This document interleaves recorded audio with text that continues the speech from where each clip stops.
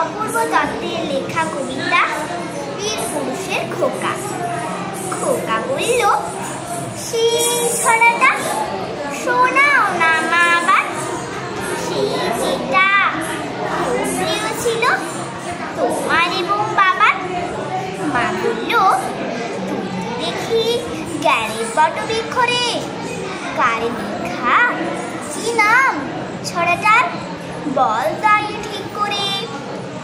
ওই যে গোমা, যে ছেলেটা রাঙা ঘোড়ায় চড়ে মাকে নিয়ে ঘুরতো বেশ দিকে দিগন্তরে। সন্ধেবেলা সূর্যে ঠাকুর যেই বসলো পাটে, হঠাৎ এসে পৌঁছে যেত জোড়া দিঘির মাঠে। মা গো, তুমি বলতে পারো জায়গাটা ঠিক কোথায়? সত্যি কি মা ভয় চলে যায় মরা নদীর সোতায়?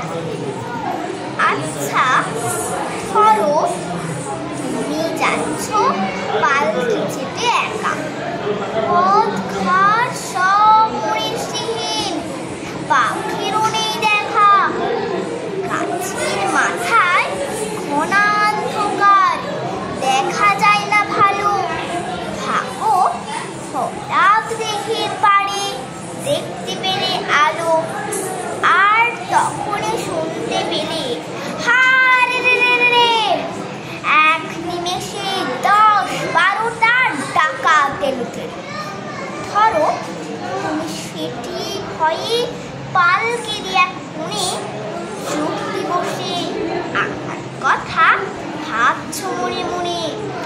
আমি তখন সেই ছড়াটা বীর পুরুষের মতো তলোয়ারের ঘায়ে ডাকাত মারছি অবিরত।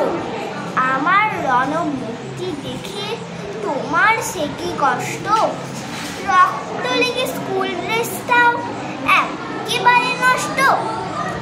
ব্যাপারটা কি রোমাঞ্চকর, ভাবা যায় না মোটে। ভাগ্যে যদি এমন সুযোগ একবারটি জোটে, সবাই